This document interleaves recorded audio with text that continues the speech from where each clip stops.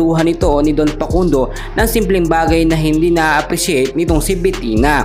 Sa kabilang update naman natin, si Rigor nga ay natagpuan ang boxing coach, no, na nakikita natin kung sino at iniimbestigahan nila kung sino ang pumatay dito. Pinag-iisipan ngayon ni Rigor kung sino talaga ang salarin o suspect sa pagpatay dito sa coach. Pero biglang nalaman ni Rigor na ang pumatay pala doon sa coach, no, ay etong si Santino na na-frame up lamang, no, at pinalabas na siya ang pumatay sa coach, no, matapos ngang kuhanin ng may-ari o anak ng may-ari yung pera doon sa coach.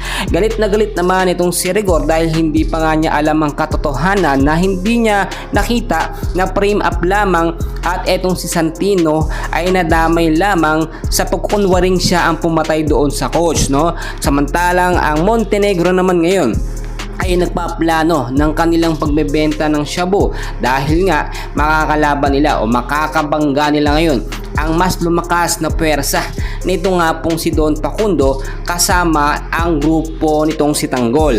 Si Don Facundo naman ay sisimula na ang sinagawa nilang pagbebenta, no, o paggawa ng droga na talaga naman titignan nyo ay medyo alanganin pa nga si Tanggol. Kahit pumayag si Tanggol sa 20% na hatian, no, ay ginawa lamang itong 10% nitong si Don Facundo, which is pinatulan na nga ng kampo nitong si Tanggol.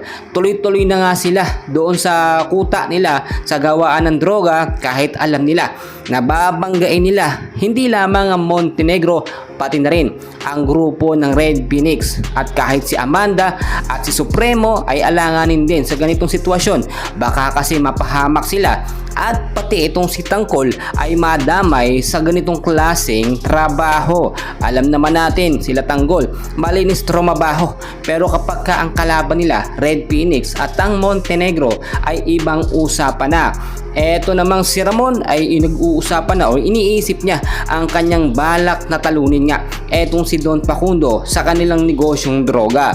Don Facundo naman ngiting panalo dahil nasa kampo niya o nasa panig niya ang grupo nitong si Tanggol.